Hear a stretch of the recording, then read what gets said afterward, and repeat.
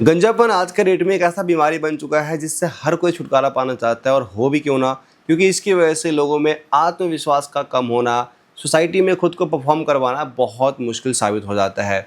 लेकिन इस गंजेपन को समाप्त करने के लिए अलग अलग लोग अलग अलग टाइप के प्रोडक्ट यूज करते हैं, जिससे गंजेपन का कोई लेना देना नहीं होता। और इस गंजेपन को ख़त्म करने के लिए सिर्फ एक ही चीज़ है जो परमानेंटली इस गंजेपन को ख़त्म कर सकता है, जिसका नाम है हेयर ट्रांसप्लांट।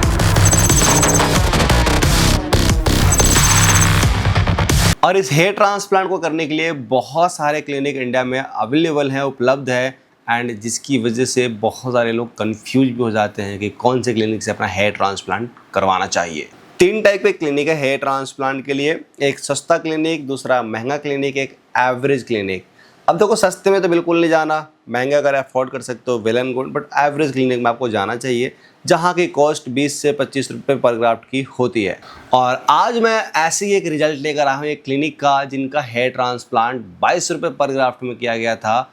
7 ग्रेड का बाल्डनेस है, जिसमें क्राउन एरिया भी खत्म हो चुका है, खाली हो चुका है, मिडिल से लेके फ्रंट एरिया सारे के सारे गायब हो चुके हैं, बहुत दिख रहे हैं तो छोटे छोटे बाल जो फ्यूजी हैं, एंड आने वाले 2 से 4 महीने में वो बाल भी जा सकते थे। बहुत सिंपल सी बात है यार, गंजापन किसको पसंद आता है, किसको रास आता है? किसी को भी नहीं। हर कोई इससे छुटकारा पाना चाहता है, लेकिन इसके लिए सही जगह पे जाना भी जरूरी है। अब मैं इन्हीं की बात करूँ, आप देखो पूरे के पूरे बाल इनके खत्म हो चुके हैं। हेयर लाइन जो है, जब इनकी डिजाइन की गई और बाल इनके ट्रिम किए गए, वहां पर आपको एक एक्चुअल कंडीशन समझ में आ रहा है, एंड आप प्रिडिक्ट कर सकते हो। यदि आप रेगुलर हेयर ट्रांसप्लांटेशन की वीडियोज देखते हो तो समझ में आएगा इनकी कंडीशन में कम से कम इनको 5000 से 5500 ग्राफ्ट की रिक्वायरमेंट है, और एक अच्छे टेक्निक से करने की ज़्यादा ज़रूरत है। कन्फ्यूजन है कौन सा टेक्निक ज़्यादा अच्छा होगा, IFT technique, DHI technique, FUT, FUE, derma technique. बहुत सारे टेक्निक इंडिया में आ चुके हैं, big FUE, IFUE, normal FUE, bio FUE, whatever. Confusion ही कन्फ्यूजन है। सॉल्यूशन क्या है इसका? इसका सॉल्यूशन सिर्फ एक चीज़ है, वो है FUE, क्योंकि जितने भी मैंने नाम लिए हैं ये सारे FUE के पार्ट हैं। अब अलग अलग लोगों ने अलग अलग पैसे बनाने के तरीके से जो है इसका नाम मार्केट में फेमस कर दिया, और फिर उसके नाम पे आपसे पैसे लूटा जा रहा है। बट सारा टेक्निक एक ही है, जिसका नाम है FUE।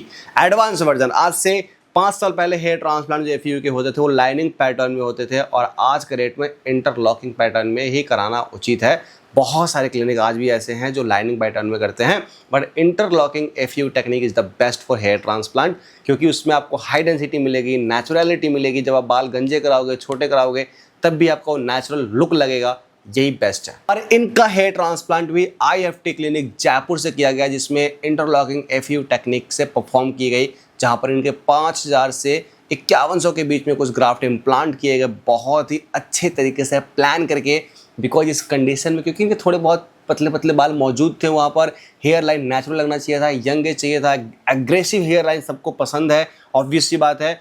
और सबसे जो मेन चीज़ है भाई, कोई प्रिडिक्ट ना कर सके कि हेयर ट्रांसप्लांट जैसी चीज़ भी कोई किसी ने कराई हुई है। ऑब्वियस बात है यार, इस चीज़ को लेकर मार्केट में अभी भी जो है किसी ने इसको एक्सेप्ट नहीं किया। लव मैरिज कर सब रहे हैं, पर स्वीकार करने को तैयार कोई नहीं है। वही सिस्टम है इसका भी। हेयर ट्रांसप्लांटेशन होने के बाद भी बहुत सारी चीज़ें जिनको फॉलो करना पड़ता है। एटलीस्ट 1 दिन से लेकर 7 दिन तक तो डेफिनेटली बहुत केयर करना पड़ेगा, आपको ध्यान रखना पड़ेगा।